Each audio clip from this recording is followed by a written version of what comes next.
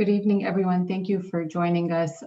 For our friends who are tuning in on YouTube, I just want to let everyone know that we are watching both screens. We're going to do our best to watch the comments and the questions on both screens. Thank you, everyone, for joining us. We are going to go ahead and get started. Thank you for joining us for the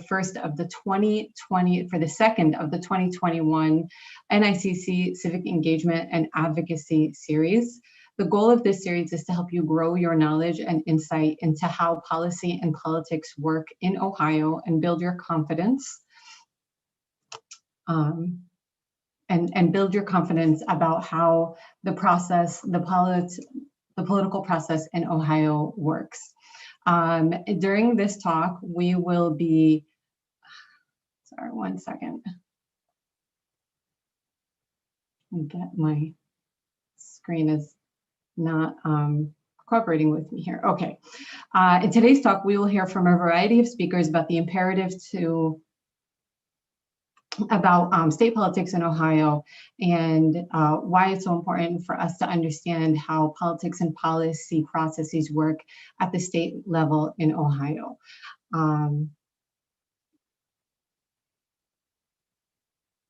So a few housekeeping items. If you have questions, please be sure to put them in the Q&A area at the bottom of your screen if you are on Zoom. You can use the chat for comments. We often say that we will take questions at the end, but because the first talk is more steeped in processes and details, which may be very new to a lot of people, feel free to ask questions as we go along, particularly during our first talk. If you have a question about something that was said, and we'll do our best to take questions at the appropriate time. And we will, of course, have a dedicated question and answer period in the last 15 minutes of the presentation. So without further ado, I would like to introduce our first speaker, Maria Bruno. Maria is the Civic Engagement Coordinator and Policy Analyst at the Coalition on Homelessness and Housing in Ohio, also known in the nonprofit world as COHIO. Maria joined COHIO in May 2018 to coordinate the Ohio Votes program for the 2018 election. She has a diverse background in community organizing, voting rights, and criminal law. Maria also supports COHIO's advocacy team and provides training on housing law.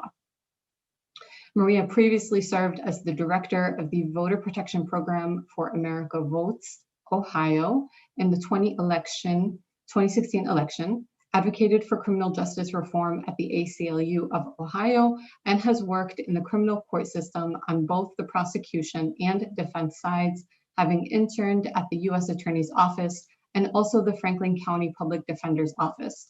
Maria earned a JD from the Ohio State University Moritz College of Law and has a bachelor's degree in political science from University of Pittsburgh with minors in economics, French, and Spanish. She's licensed to practice law in New York. Maria currently serves as the VP of Communications for the American Constitution Society, Columbus Lawyers Chapter. Born and raised in Medina, Maria is passionate about helping low-income Ohioans participate in democracy through the electoral system.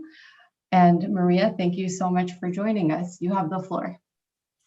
All right, thank you so much, Nazik. As Nazik mentioned, my name's Maria Bruno, and my sort of goal today is to give you guys just some context about what our government looks like and, what the points of contact are for, people in the public looking to engage lawmakers. And so it's going to be a lot of sort of like Civics 101 stuff. I'm going to err on the side of moving quickly rather than thoroughly on each topic. We could talk for years about it, but we don't have years. So if you want me to slow down, or if you have a follow-up question about anything, please don't hesitate to ask a question as we go. Next slide, please. So this is just kind of a brush up on the basics, and I wanted to start with just generally what our government looks like from a more systemic point of view. And just know that this structure that I'm about to explain is actually mirrored on the federal, state, and the local level. So They're called different things at each level, but it does work more or less the same. There are exceptions and nuances and all of that, but just as sort of a broad blanket, the process looks really similar. I'll largely get in the weeds on the state level stuff, but I'll mention just that also generally applies to the federal and local level. And so your first branch is the legislative branch, and that's really a bulk of where we as community members can engage. And that's where they make the laws or legislate. Then we have the executive branch that's actually charged with carrying out those laws. And then the judicial branch interprets them. And if that is sort of vague and doesn't explain much, hold on a sec. I've got a slide and a couple that will kind of go into more detail about what that actually means. But each branch of power or branch of government has different checks on power on other branches, and each has a unique role in making and executing laws. Also, each branch has its own hierarchy of power. Next slide, please. So the legislative branch, as I mentioned, that they legislate, they make law. And that is usually composed of people who are elected officials, and they're usually elected by region. At the state and federal law, they're both elected by region. And then they go to subject-based committees when they are actually working on making laws, which I'll explain a little more detail in a second. And then each of those committees has a chair, which has a lot of power in agenda setting, right? A lot of these leadership positions, the reason that they're powerful is because they get to decide what bills are talked about and what bills actually move forward or come up for a vote at all. And then there's the legislative staff who might not independently have, decision-making power, but is in the ear of people who do all the time. Then on the executive branch, those are the folks who carry out or execute the laws. And that tends to be, the way that it works is there's kind of a top executive and then a bunch of agencies, and then the law enforcement is the general pieces of the executive branch. So at the federal level, that's the president. At the state level, that's the governor. At the local level, that's the mayor. And then judicial branch interprets or judges the law. And those have a hierarchy too. You sort of have your entrance level court where just, all the cases are heard. And then if the person who loses the case wants to, sort of get a second opinion, they can appeal, and then they can appeal again. And then you get to the top court, which at the state level is the Supreme Court of Ohio. At the federal level, that is the Supreme Court of the United States. Next slide, please. So again, just giving you a sense of what these different branches look like at the different heights of government. Often you hear a lot about the executive branch of the federal government. That's Biden, that's the president, that's law enforcement agencies. It is the prosecutors, the agencies such as the Department of Labor, Department of Education. All of those are under the executive branch. The legislative branch is the Congress. That's where laws are getting made. We have two chambers. We have the Senate and the House of Representatives. The Senate is made up of 100 members, 2 per state, regardless of the population of that state. And then the House of Representatives is divided based on population. And there are 435 total, 1 representative per district. And Ohio has 16 districts and therefore has 16 representatives. And then I mentioned congressional party leadership. Both the majority and minority party, the Democrats and Republicans, have people in leadership positions, and those are really the people who set the agenda. And then they have legislative committees who similarly are deciding once a bill is given to a certain committee, the chair gets to decide what actually comes up for a vote, what actually has testimony, and really gets to decide what moves forward. And then we have the judicial branch, as I mentioned, those three different levels. And we have a district map and a Court of Appeals map, and then the Supreme Court. Next slide. State government, it's pretty similar. The executive branch is the governor, it's the state agencies, state prosecutors, state agencies, such as, in this case, we're talking about voting and engagement. Secretary of State's office is the statewide entity that is a state agency, and that is under the executive branch.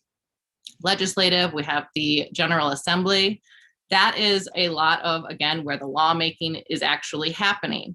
Our Ohio Senate has 33 senators, which are split up based on our Senate regional map. And then we have 99 House members, same thing, represented by, broken up by population distribution and then represented regionally.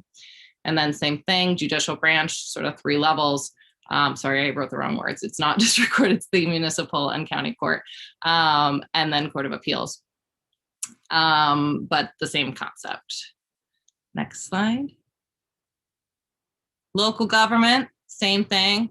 We got the mayor, the city council, and the court system. One thing that's kind of interesting, actually, in preparing this presentation, I was double checking with my friend who works at county government and said, you know, is the Board of Commissioners technically the executive branch or the legislative branch? And she said, fun fact, actually at the county level, the Board of Commissioners functions as both. So at the county level, we have the Board of Commissioners that functions as both the executive and the legislative branch. And again, they have a lot of agencies that have a lot of decision-making power, and you know, they themselves run a lot of the programming. And then we have the judicial branch, which is the court system. And then the mayor is the city executive head, and the legislative branch is the city council. Next slide, please.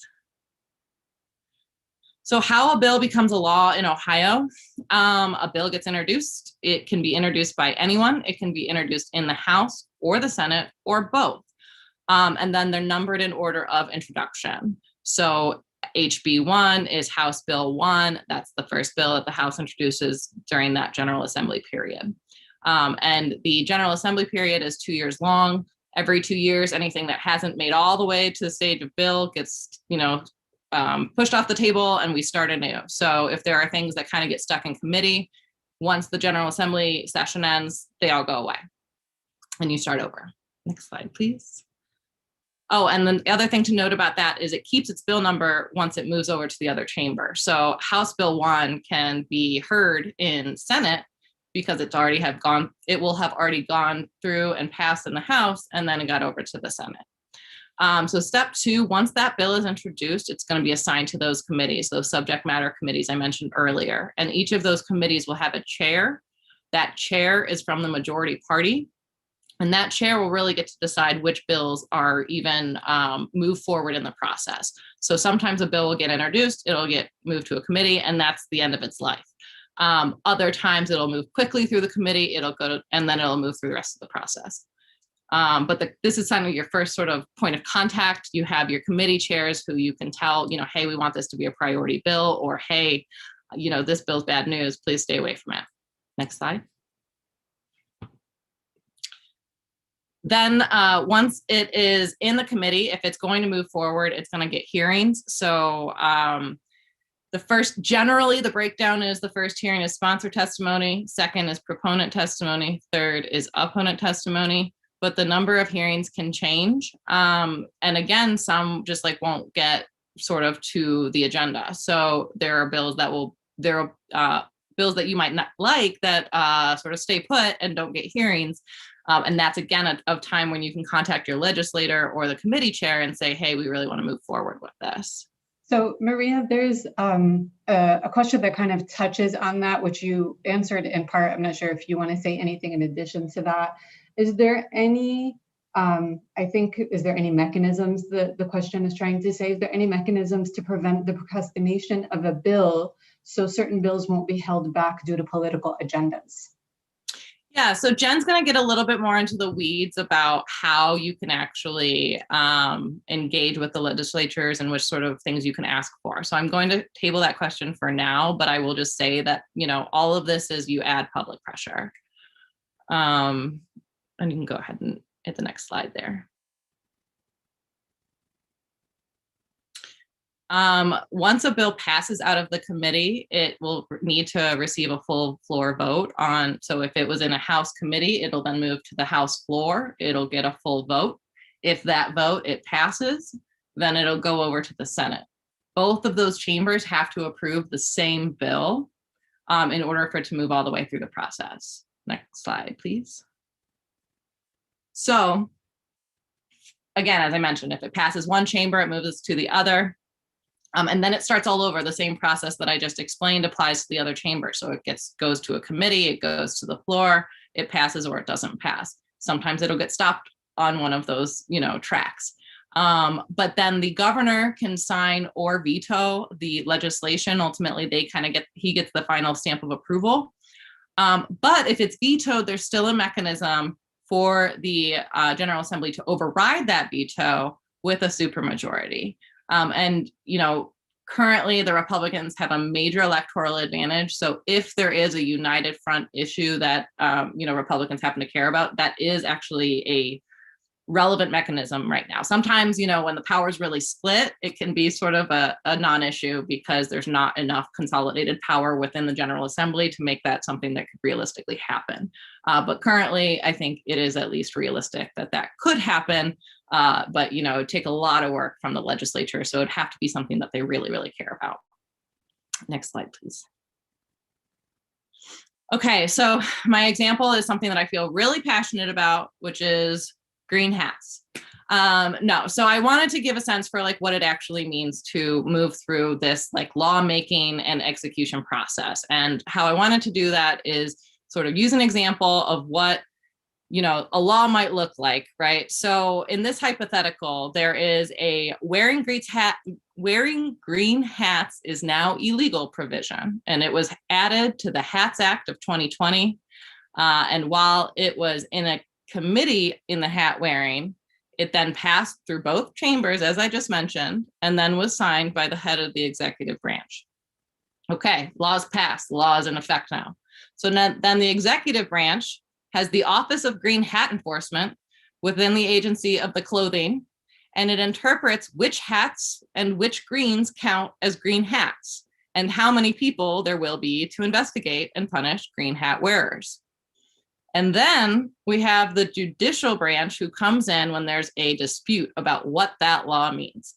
So, in this fact pattern, the Office of Green Hat Enforcement arrested Tom Cruise for wearing a teal colored visor on December 4th. And the court will now have to decide if teal counts as green, if a visor counts as a hat, and if outlined wearing green hats is something that level of government has the right and power to do, and whether that law violates the Constitution. And so as you can see, different parts of the government and different branches have different roles. If you care about lawmaking, the legislative branch is where the bulk of that advocacy is going to come from. Okay, next slide. And how you can affect that lawmaking process. You can put a subject on the elected officials' radar. You can speak up when the law is being considered. Again, Jen's going to go into more detail about that. And you can generally work with people in your community to increase awareness and attention and enthusiasm around that issue. So that could be testifying, it could be posting on social media, writing your local paper, generally speaking up about what you want to happen.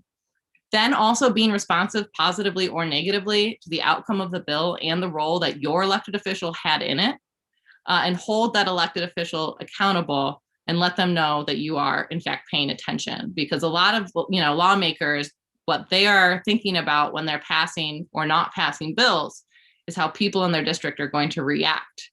And it might not even be out of goodwill. It might, you've got some legislators that super care about, what the people in their district think and feel. But there are others who are thinking more from a survival perspective, and they don't want a big backlash in their local district. So if you can make a big stink, that they will, kind of work with you and negotiate with you and at least consider that point of view is represented in their community. Next slide. All right. So Maria, there's a question that kind of touches on this, and Jen gave some input in the chat as well about who actually writes the laws. So Jen gave a great input, but I just wanted to see if you had any feedback about the input of staff, lobbyists, or anybody else to the lawmaking process. Yeah, so I do think Jen will get into this a little bit because the different people who write the laws are the different people that you're going to talk to when you're advocating. But yeah, it can be a lot of different people. We had one legislator who said that his son gave this great idea, and that's where he got his, inspiration. We then found out that actually a lobbyist wrote the bill in entirety. So sometimes it's not who they say it is. Sometimes it's a lobbyist. Sometimes it's a staffer. It's a sample bill that's developed and then accommodated towards Ohio. Jen, I see you turn your camera on. Do you have stuff to add? Yeah, I was just going to say, so there are staff who actually don't, they're not supposed to have an opinion, but lots of people will bring their ideas, bring their language, and there are staff who are lawyers who understand the law. They're called the Legislative Service Commission in Ohio, who actually make sure to put that in writing. So the truth is that it's not ever just like, as Maria was trying to say, and I'm sorry, I was trying to answer by typing and it wasn't working. That lots and lots of people have input, lots and lots of people bring different pieces to it. There are individuals who are tasked with just making sure that they draft the entirety of that bill. Yeah, good point, Jen. Yeah, so LSC, as you mentioned, they are like the workhorses in the legislature who are going to help, translate whatever vision, someone has into all of the, do the fine tooth comb over that and make sure the language reflects what the legislator would like it to reflect. Okay, and then, yeah, so don't underestimate the power of small groups. I'm always actually talking to my mom about this. I'm like, if you can just get 5 or 10 of your friends and make an appointment with your legislative office, that sounds like so few people that what's the point, but I cannot explain how much it matters. A lobby day, when you think of a nonprofit doing a lobby day, they have all of these different people, but ultimately, it's a couple people from each district, but the impact is still effective because that staffer had to sit down on that day and talk about that issue and hear from someone who lives in their district. And so, hearing from 5 people, knowing that this is on their mind, knowing that they cared enough about it to make an appointment and talk to them, it really does matter, and it really does affect whether something becomes an agenda item or not. Next slide, please. Okay, next slide. So this is just a couple different tips. If you're like, I care about this issue and I don't know where to begin, honestly, what I always tell people is Google is your friend here. Literally Google, climate change, Columbus, Ohio. You're going to get some articles about, whatever's going on within the realm of climate change in Ohio, and there's going to be advocates quoted. And those advocates are going to be from organizations that are doing work on the ground. So if you're like, I don't even know if there's an environmental organization, Google it, because there might be. And then get on that organization's email list, go to their meetings, follow their action alerts. Ohio Voter Rights Coalition has a lot of great action alerts around voting and democracy, as does the League of Women Voters, who is a member of the Voting Rights Coalition. And then, like I said, this energy can be contagious. So, recruit your friends, keep your energy up, become an advocate within your own community. And if you really don't see someone talking about it, that's where you come in. That's where you can fill that gap by bringing it up and, making it a point of conversation, either within your community or with your elected official. Next slide, and I'm about done here. Volunteer with local voting advocates, register friends and family to vote, host voter forums and educational events. There's a few people that I'm on this call with who might be able to help you do that, Jen and Nazik. Next slide, please. And engage in direct actions, attend or plan protests, meetings. You can start a campaign, again, if one doesn't already exist, write to your local paper, and then, just really get creative. Like I said, a lot of this is you are, litigating in the court of a public opinion, right? So you are putting something on the agenda, you're convincing everybody that you're right about it, and you are making your legislators put attention towards it. And next slide, which is my last one, and my transition over to Jen, which is lobby to your elected officials. Call them, get a group of neighbors together, testify, attend those candidate forums and ask tough questions, advocate for specific actionable changes, and also make sure that you're contacting the right level of government. And, because I think a lot of times state advocates state officials will get lobbied about things that is a federal issue or vice versa, and that person really can't do much about it. So you want to make sure that you're talking to someone who's actually able to, take action. And don't forget about judges. They're elected, and once they're in office, they're entirely autonomous. So you want to get to them during that campaign process. And over to Jen. Thank you so much, Maria, for taking down this kind of like arcane, what seems to be sometimes very out of reach organization and institution in our society, and really boiling it down beautifully in 20-25 minutes. Folks online, if you continue to have any questions that come up about Maria's presentation, we will have a dedicated Q&A at the end of the session. So please feel free to continue to drop your questions in the Q&A. And now we will move on to our next speaker, who I am so honored to present. Disclaimer here, our next speaker is my executive director at the League of Women Voters of Ohio. And so I have, the extra special honor of having her here today in the other part of my life at the Nord Islamic Cultural Center. So Jen Miller, as I mentioned, is the executive director of the League of Women Voters of Ohio. She was raised in a small town in Ohio. Jen Miller comes to the League from the Sierra Club, where she has served in various capacities since 2008, most recently as the executive director. For nearly 20 years, she has worked with diverse communities to promote social and environmental justice through positions with Columbus Rec and Parks, the King Arts Complex, Global Gallery, and OSU. Miller earned her master's in Arts Policy, Education, and Administration, a program of the John Glenn School of Public Affairs at Ohio State. She holds a bachelor's degree in vocal music and history and ethnic studies from Capital University. Jen is a graduate of the U.S. Department of Energy NREL Leadership Academy. Inspiring others to participate in civic engagement is her deepest passion. She is also a jazz singer and a proud mother of one daughter. Thank you, Jen, so much for joining us. Oh, thank you so much for having me. The honor is mine, and you all are so lucky to have Nazik. She is just one of my favorite people in all the world. And I'm really, I wish that we could be together. I think that Noor is absolutely beautiful, such a beautiful facility, but I'm excited to talk. So government of the people, by the people, for the people. That was a phrase used by Lincoln. That's a guy who's been talked about lately. And that's what we're gonna do here today, is we're gonna talk a little bit about how you can make sure government is responsive to your needs. So let's go to the next slide. First, I want to tell you a little bit about League, and hopefully you know a little bit about League from Nazik. But we were actually founded during the work to get women the right to vote. So when this nation was founded, it was actually only white men who owned property and who could read could vote. And so we've come a long way. The League started as the Ohio Women's Suffrage Association and became the League of Women Voters in 1920, with the idea that with this new group of voters that we would need to empower them so that they would know the how and the where to vote and then become informed voters. We are nonpartisan. So we are absolutely a political organization, meaning that we participate in politics and government affairs, but nonpartisan meaning we never take stances on candidates and we do not support political parties.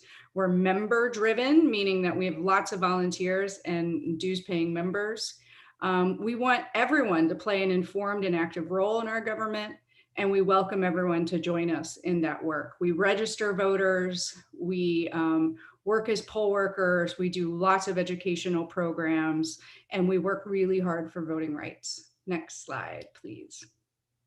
So our democracy runs on people power. We live in what is called a representative democracy, which is founded on the principle that citizens elect leaders and those leaders represent them.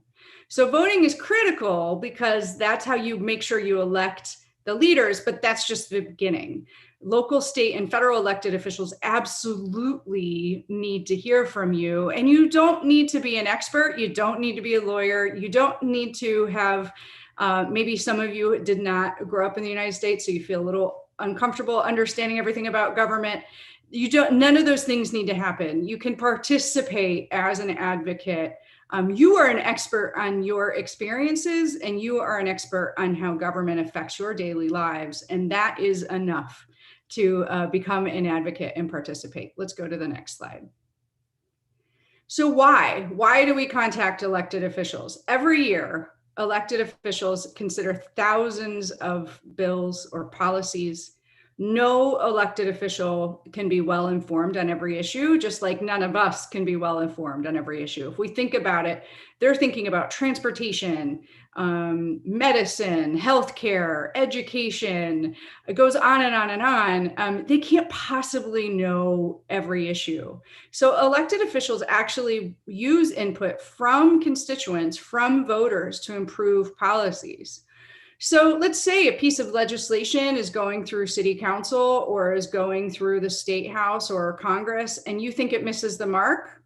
You need to let your lawmaker know. If you think a new bill is needed, you need to let them know. And one thing that I think is really important is that legislation is complicated.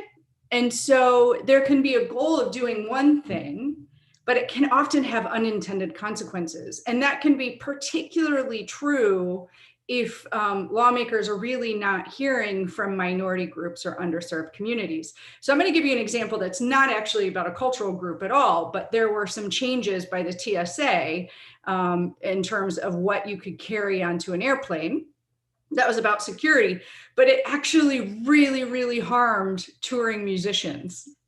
And it wasn't anything that anyone was trying to do, but touring musicians then all of a sudden struggled to bring their instruments on airplanes. And then it cost lots more money. They had to, fly without them and then try to borrow someone else's or rent another instrument.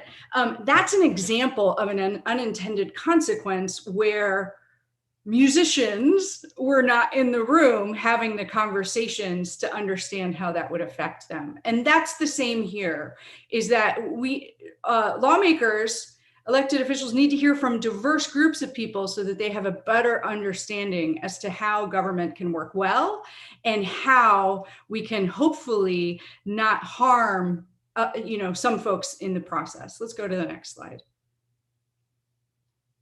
Oh, wow. So the words are gone. So how can you influence public policies? That's fine, public officials. Oh, there we go. So I guess they just went individual. So first, of course, vote. You can send emails. Let's keep going, Nazik. You can send snail mail, so traditional mail. You can make your phone calls. You can have meetings with them, which is by Zoom, or you can attend events hosted by elected officials. And I really encourage you to do that one. You can invite elected officials to your special events. And I know sometimes you do that, or you have your, I think it's like Islam 101 or something like that, where you can invite elected officials in. That's really important. And let's go to the next slide, unless any more words show up. Good, okay. Sorry about that, Nazik. Oh my goodness, we're gonna do it again. So effective phone calls to elected officials. Know what you wanna say before you call. So if you're gonna make a phone call, a staff person is most likely gonna answer. You're not gonna talk to your congressperson per se, or your state rep. So be prepared to leave a message with that staff person. And you're going to want to identify yourself as a voter in their district, which was what we call a constituent. And you're going to want to explain what bill or issue you're calling about briefly. You're going to want to make the ask. So it's really important. These calls are often super short. And I know it seems like maybe because they're so short, they don't make an impact. But they are actually notating how many calls they get and what those folks are saying. And that is considered by lawmakers before they act. So, maybe there's a bill you like. So please support House Bill 1, or please vote no on House Bill 1. You want to make sure you explain that you are in fact a voter in their district. And you're going to want to be very clear about what you want him or her to do. Next. And then you want to thank that staff person for his or her time. They work really hard. They actually get a lot of not nice phone calls. So they do, but they are there to hear from you. We just want to be kind to them. Let's go to the next slide. So that's making a phone call. Now, effective meetings with elected officials. So in these days, that can be Zoom. or that can be, yeah, you can do all the befores, I think. So, so what you're going to do before your meeting is you're going to call their office and you're going to say again that you're a voter that lives in their district, or what we call a constituent, and you're going to request that meeting. Once the meeting is set, you want to reconfirm, because lots of the legislative schedules change a lot. And it's okay, and sometimes even better if you meet with a staff member instead of the elected official. And I know that sounds like it wouldn't be, but it's the staff member's job to really be experts in certain areas. So most lawmakers have more than one staff member. And so they might task, one staff member with healthcare and education, and you're going in to talk to that person who's really the expert in that lawmaker's office. So during the meeting, say you get there, first you want to thank them for meeting, and you want to confirm how much time they have. And this is really important because you could think you have an hour, and maybe initially you did have an hour, but then a committee schedule or a hearing got moved, and now they don't have as much time. So you're going to want to make sure you know how much time they have so that you can plan appropriately. Then you're going to want to, when I say give credit if it's due, what I mean by that is, even if you're unhappy with the lawmaker or the elected official about something, but there's something you did like that he or she did, say thank you. They get a lot of complaints, which is very, very important. But we also want to give them credit if it is absolutely due. It helps build that relationship with the elected official. What's our next one? Okay, so you want to try to not go on and on and on and on. You want to try to be succinct and outline your position. You probably only want to make a couple key points, and I'll explain why as we keep going through. You definitely want to give examples of how the issue affects you and or your community. And this is the point, right? You might not be an expert on everything about healthcare policy, but you are a doctor and you know how this bill will affect your patients or your ability to give patients care. Or you are not an expert on the education system, but you are concerned about a certain change and how it is going to impact families who are devout Muslim. You are an expert on that. And so make sure that's where you can give kind of feedback and perspectives that the lawmaker may not otherwise receive. Let's go to the next. And if possible, bring some printed articles, but don't leave too much. If you bring a whole book, it's not going to get read. So be very select on what you bring. And then again, what we said before in the phone call, don't forget to make the ask.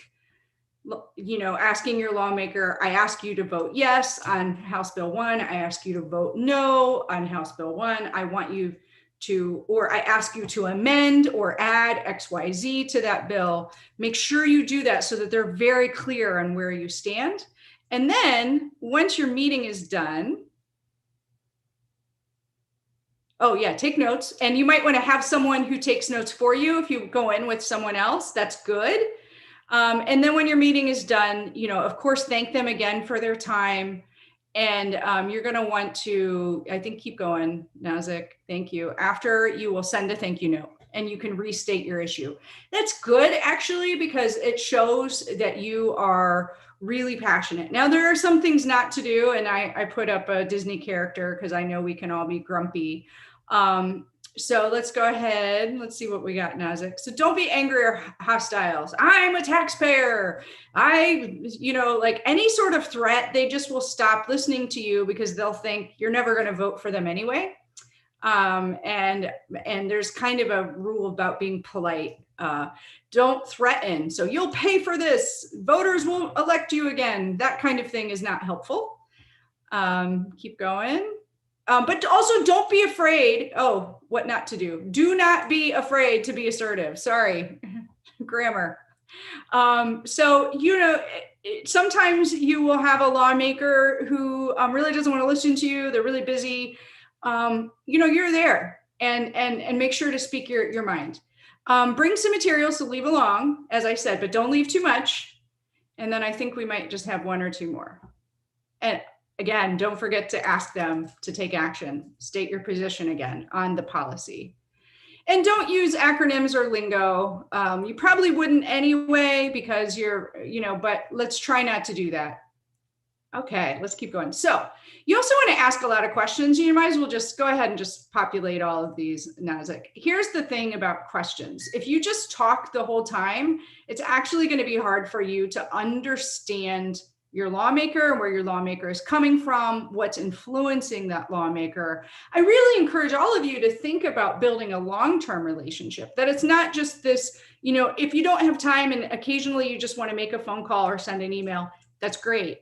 But, you might want to build a long-term relationship. So for example, Senator Stephanie Kunze is Nazik's state senator, and they know each other. And so Nazik, that if you needed to call her about something urgent, it's going to carry more weight because she knows you, right? And so that long-term relationship is really important. And so you want to kind of understand where this person's coming from. Also, if you're working with others who are also going to be advocating, any kind of information you get will help you. So are you hearing from others about this? Have you discussed it with colleagues?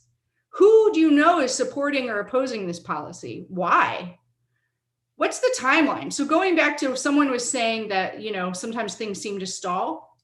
When it stalls, there's usually reasons that if you just talk at the lawmaker, you're not going to know. But so what's the likelihood that it passes? Is it moving quickly? If so, why not? Who's pushing back on this? Who doesn't want this to happen? Do you expect any amendments, which you can add more policies into something? Can I provide you more information? These are all things that can help you. All right, let's keep going. Next slide, I think. Okay, so you want to have more impact? Go ahead and just populate these. At the bottom here is Senator Rob Portman meeting with constituents, and the other is Senator Sherrod Brown meeting with constituents or voters. I wanted to point that out because lawmakers of all parties and all levels meet with constituents. So you want to have more impact. And I think Maria got to this. Strengthen numbers, encourage others to raise their voices. You can, of course, just because you made a phone call once doesn't mean you have to end there. You can make phone calls every day. And there have been times I have done that. Not as league, but as a general constituent worried about something, I've called every day. You can send those emails, you can make more meetings. Again, think about building that long-term relationship. So for example, the one on the left there is Senator Portman after he had coffee hour. So find out where your elected officials are going to be and go. Maybe where, whatever organization you really are caring about at that point, where, a pin of that organization, reintroduce yourself and remind the person, Senator, I came in and talked to you about education funding. I just wanted to say hello again. And then you can also increase visibility through social media or letters to the editor, which are two things that Maria talked about a little bit. I'm not going to go into social media, but I thought I would talk about letters to the editor. So let's go to the next slide, and you might as well just populate all these. Okay, so a letter to the editor is when you write your paper. And again, I think one of the nice things about letters to the editor is actually that you might be educating the press staff themselves, the newspaper staff themselves. You'll be, if it gets printed, you're going to be educating other voters who may not see the issue the way you do. And having that extra visibility is the kind of thing that elected officials watch for. So the first thing is there's always a word limit. So for, let's say you were going to write to the Columbus Dispatch, you would go look for their word limits, usually about a couple hundred words, but come under the word limit a little bit because that'll help you get in there. They're going to try to print as many as possible. Use the first sentence to grab the audience and put your most important points first. Why? Because you could get cut. And so you want to make sure that you put your most important things first. Make it relevant and timely. It's really great if you can point out something that the dispatch has already covered and how this relates. Add a personal touch. So that's where, I'm a nurse. You could say something like, I'm a nurse and I am concerned about the lack of funding for low-income children, to have healthcare. And this is what I see. Again, that is where that personal touch is, where you show your personal expertise.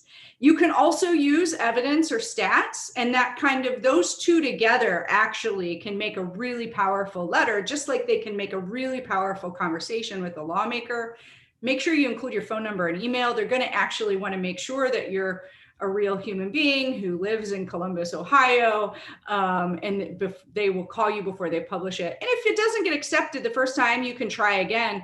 But you should also just know that the kinds of letters that come in also is something that the news staff are paying attention to. And it could mean that the editors decide, even though they don't print yours, they print another one that's similar because they're seeing so many come in. Let's see what else I got. I know we're about done. I just wanted to invite you to our big next event, which is our Statehouse Day. This is usually like a lobby day. So if you wanted to learn about policies and get some practice on advocating, we would love to have you. If you have young people in your life under the age of 25, or if they're a student of any age, connect with the league through that email address or NAZIC, because we can get them a scholarship. But it's all day on Wednesday, almost 10:30 to 2. And so first we're going to talk about how legislative maps are made. And we'll have national and state level experts. We're going to talk about voting rights and elections policies, other democracy issues. And so we'll have experts doing a presentation, a question and answer period. Then we're going to take a little break, and you'll actually get practice calling or emailing your lawmakers. Let's go to the next slide. We also have, this is an interesting one. We're doing a new series twice a month, where we actually sit down and talk to various leaders at the state level. NAZIC has moderated one of these. We're having lots of different individuals moderate. We actually had a high school student moderate the last one with the lawmaker, and she did very well. So the next one I'm actually moderating with Senator Teresa Gavarone, who really leads a lot of the elections policy work. Those are free, and we would love to have you. It's just an hour long. Please, oh wow, look, I don't know what happened to all this formatting. I apologize, friends, but please join the league. We definitely want everyone to be members. Yes, we're called the League of Women Voters, but we also welcome men. And we would love to have you join us as a member. Then you get our newsletters in the mail, you get email updates, all kinds of invites to events, and actually the opportunity to speak on behalf of the league on the issues that matter. And I think I'm about done. So this is one of our pictures of our staff. Our staff are super hardworking, and it's my honor to work with all of them. And we have a lot of volunteers too. And so I'd love to take questions now. Thank you so much, Jen, for your time. And Maria, we have questions for the both of you. And I will start with Jen, since you just finished. So our first question is, what is your advice to mobilize minority communities that strongly believe that such actions do not make an impact? Do you have any examples or statistics? Yeah, okay. So first off, I tell you what absolutely will not make impact is doing nothing. So not even trying, I guarantee you're not going to get what you want out of the elected official or out of government that you want. So I think there's a lot of great examples. I'm going to give you one that's not a minority community, but I think is a really interesting one. There was a budget cycle, a state budget cycle, probably about 6 years ago, where they were going to cut, almost like really, really cut local library funding.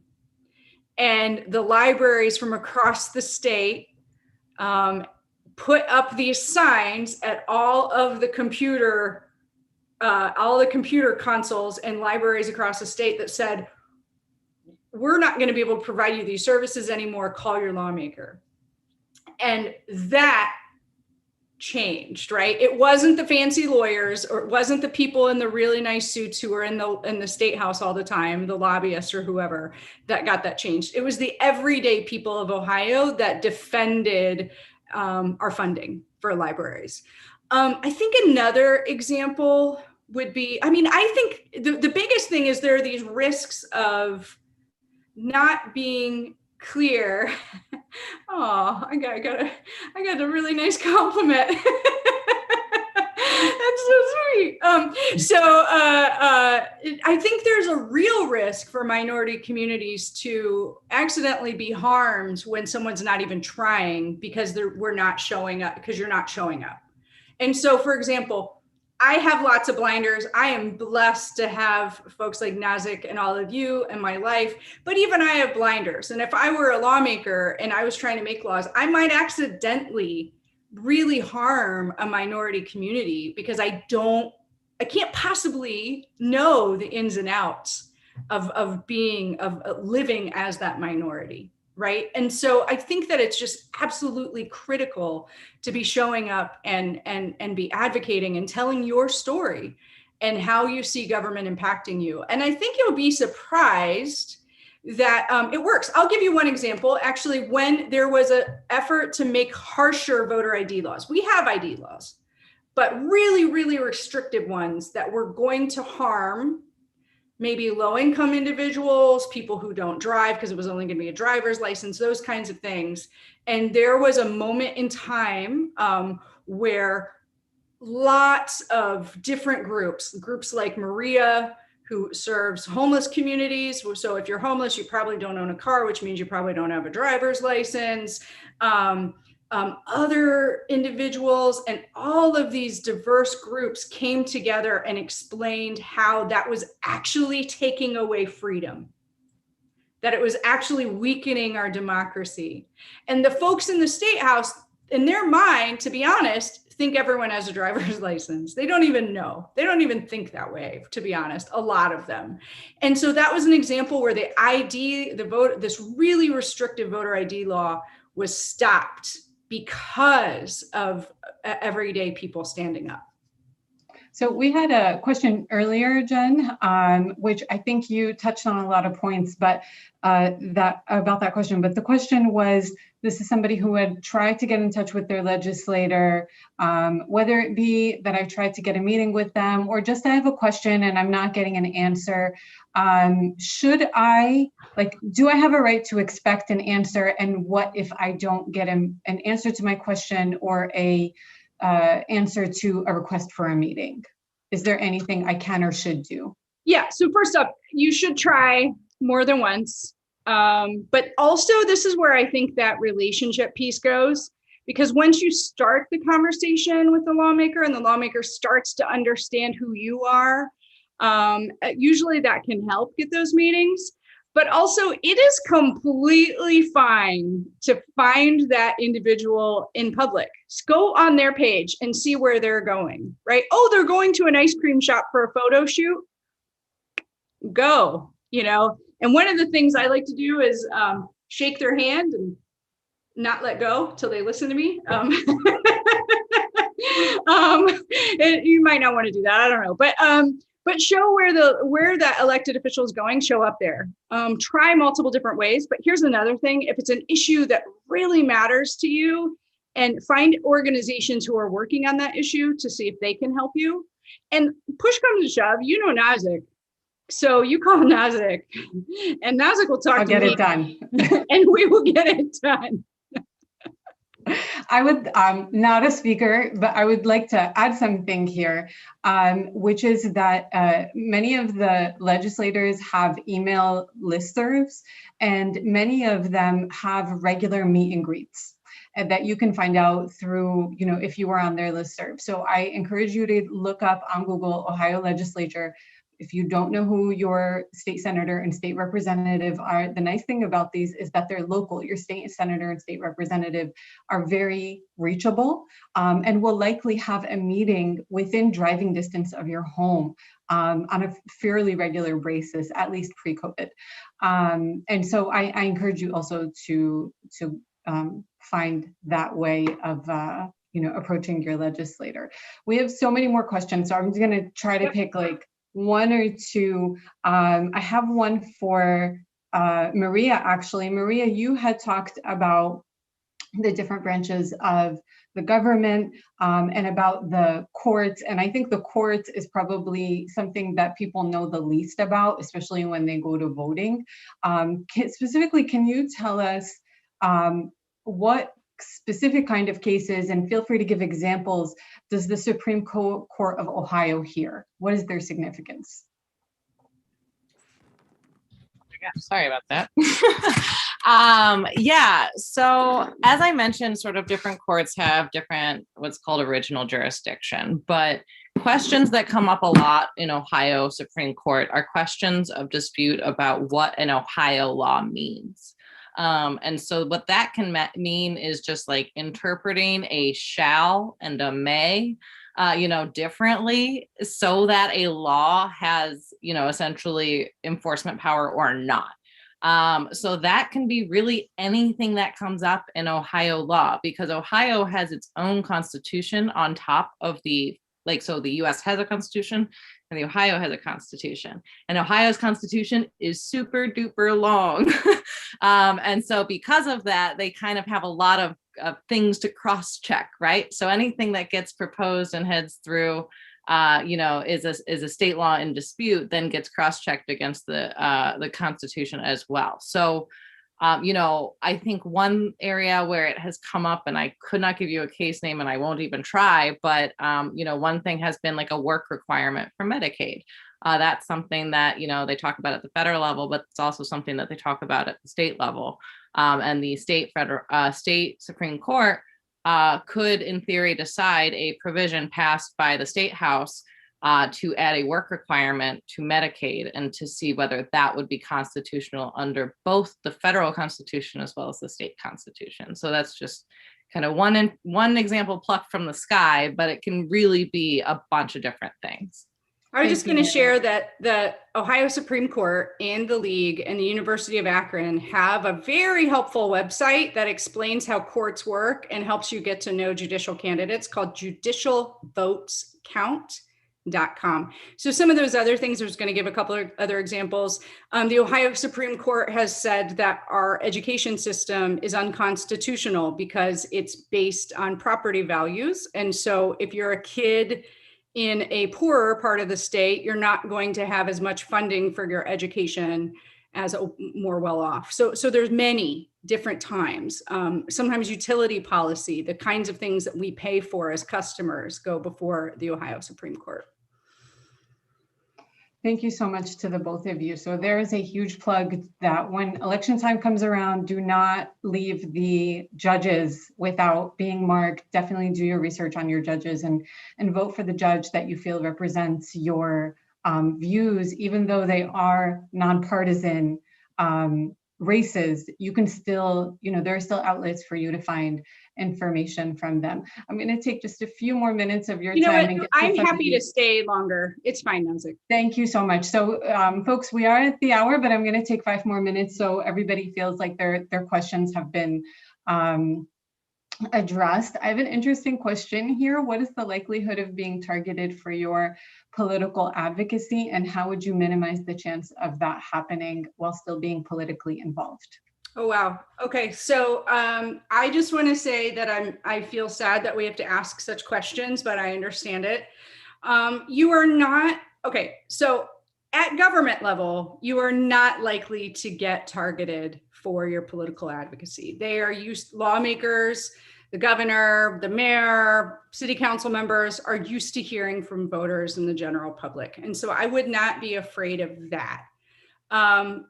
And here's the other thing. If you are targeted by an employer, that is really against the law. So what I would say is we are in harder times than we've been in a long time, but it is still fairly safe. There's a lot of protections for free speech here, and those should apply to you. But if there was ever a time that you felt like you were targeted, this is not an area where we're an expert, but please reach out to the League and we will try to connect you with resources and support. Yeah, and two other resources to just mention is both the ACLU, which works on a lot of free speech issues and gives a lot of guidance around, what's legal, especially around rights at protest.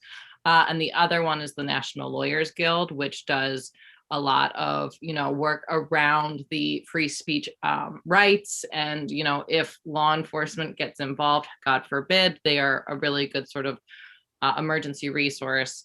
But I agree with Jen. I think from the standpoint of like, should you be afraid to contact your elected official? I really don't think that, that's still private correspondence between you and that official, unless someone's really, really, really looking for it. But even then, I do think, like she said, I think honestly, more often than not, it will, if anything, if you are giving a minority point of view, that reminds them that someone with that point of view lives in their district. And sometimes, they can only hear the loudest voices in the room, which tend to be, the most opinionated people, but, every opinion matters. And I think more frequently than, being targeted, it would be kind of the opposite effect, which would be like, oh, I guess people here think that too, right? So sometimes it can be a matter of just like letting people know that you exist and you matter and you're paying attention.